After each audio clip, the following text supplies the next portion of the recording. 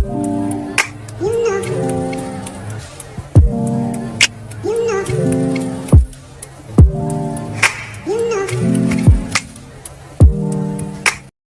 di sini saya akan menjelaskan tentang pengertian MBS. MBS atau manajemen berbasis sekolah dapat diartikan sebagai model pengelolaan yang memberikan kewenangan penuh kepada kepala sekolah untuk memberikan keluasan kepada sekolah dan mendorong partisipasi warga sekolah secara langsung. Warga sekolah di dalam ini yaitu orang tua siswa, tokoh masyarakat, ilmuwan, pengusaha, dan lain sebagainya untuk meningkatkan mutu sekolah berdasarkan kebijakan pendidikan nasional. Yang berikut tujuan dan manfaat MBS.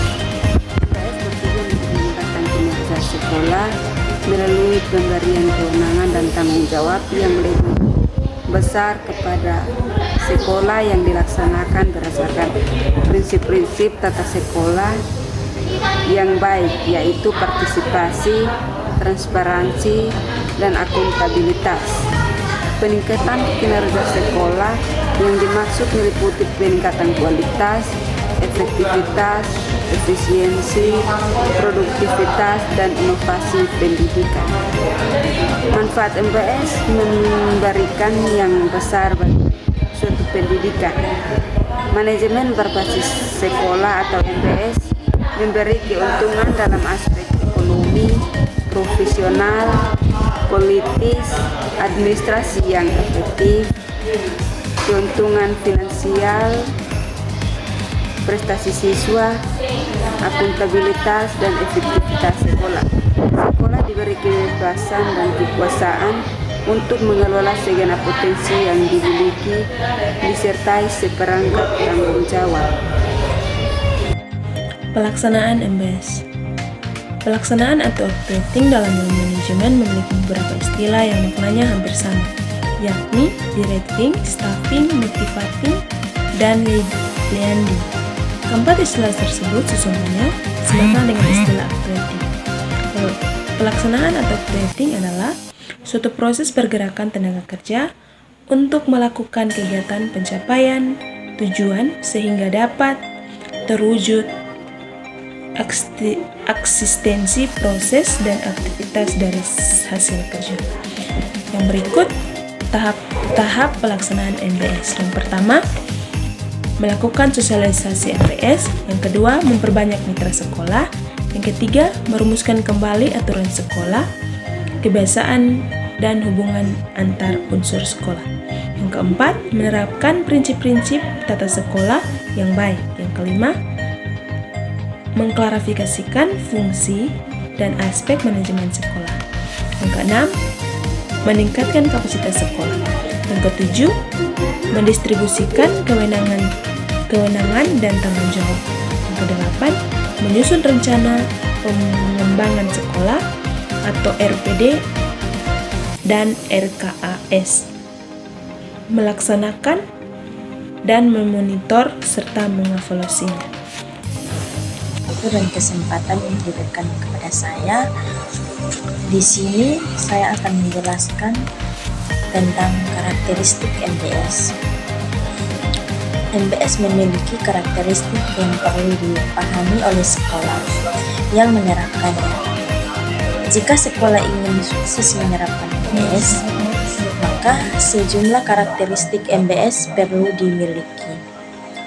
Berbicara mengenai karakteristik MBS tidak dapat dipisahkan dengan karakteristik sekolah efektif. Maka sekolah efektif merupakan isinya. Dalam menguraikan karakteristik MBS, maka perlu pendekatan sistem, yaitu input, proses, dan output digunakan untuk memandunya.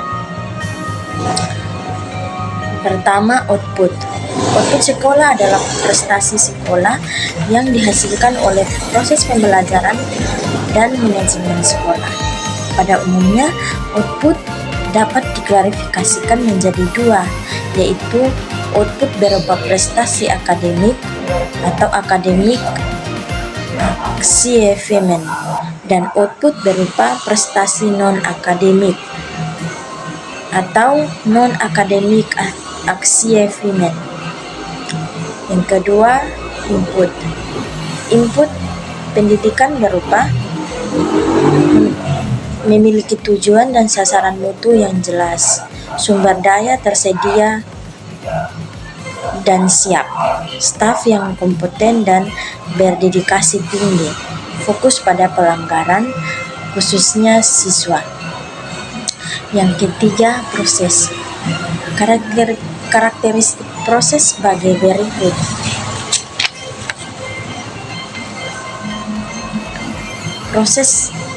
Proses belajar mengajar yang efektif tinggi, kepemimpinan sekolah yang kuat, lingkungan sekolah yang aman dan tertib, pengelolaan tenaga pendidikan yang efektif, sekolah memiliki budaya mutu. Sekian. Partisipasi masyarakat dalam manajemen berbasis sekolah. Partisipasi masyarakat dalam penyelenggaraan pendidikan di era otonomi ini merupakan wujud dari kesadaran pemilihan masyarakat akan keberadaan lembaga pendidik, kemudian mendorong menjadi rasa tanggung jawab untuk menciptakan sumber berkualitas, tumbuhnya partisipasi aktif untuk membangun pendidikan yang bermutu dan mandiri, merupakan pengimplementasi otonomi pendidikan, sedangkan pemerintah hanya berfungsi sebagai fasilitator dan mitra kerja masyarakat.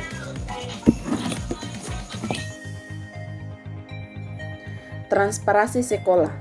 Transparansi sekolah adalah keadaan di mana setiap orang yang terkait dengan kepentingan pendidikan dapat mengetahui proses dan hasil pengambilan keputusan dan kebijakan sekolah. Dalam konteks pendidikan, istilah transparansi sangatlah jelas, yaitu kepolosan, apa adanya, tidak bohong, tidak curang, jujur dan terbuka terhadap publik tentang apa yang dikerjakan oleh sekolah. Ini berarti bahwa sekolah harus memberikan informasi yang benar kepada publik. Indikator keberhasilan transparansi sekolah ditunjukkan oleh beberapa indikator, yaitu sebagai berikut. Yang pertama, meningkatkan keyakinan dan kepercayaan publik kepada sekolah bahwa sekolah adalah bersih dan wibawa. Yang kedua, meningkatnya partisipasi publik terhadap penyelenggaraan sekolah. Yang ketiga, bertumbuhnya wawasan dan pengetahuan publik terhadap penyelenggaraan sekolah. Dan yang keempat yaitu kurangnya pelanggaran terhadap peraturan perundangan yang berlaku di sekolah. Yang berikut yaitu akuntabilitas. Akuntabilitas adalah kewajiban untuk memberi pertanggungjawaban atau untuk menjawab dan menerapkan kinerja dan tindakan penyelenggara organisasi kepada pihak yang memiliki hak atau berwenang untuk meminta keterangan atau pertanggungjawaban. Pertanggungjawaban penyelenggara sekolah merupakan akumulasi dari keseluruhan pelaksanaan